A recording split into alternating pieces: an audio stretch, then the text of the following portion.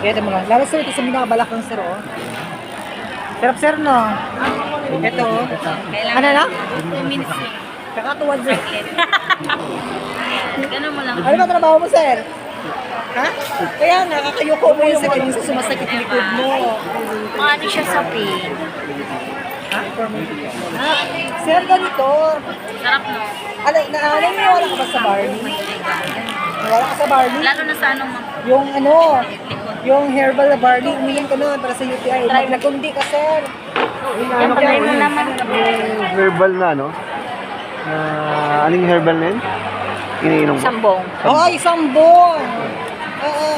Sambong, malaki ang tulong sambong sir pag sa mga ano po. Pag meron ka nito. Pero mas maganda sir, ang tayo mo yan sir. Mag-lemon ka sir. Lemon. Umaga pa, mag-lemon ka kayo. Sarap me. Oo, lemon. Ganda to me. Lalo na ito me oh. Madudurog talaga to ma. Wag lang dito sa ano. Kasi pag high blood ma'am, wag mo lang po paglalawin ma'am. Kasi meron kasi tayo dito mga maliliit na ugat. Oo.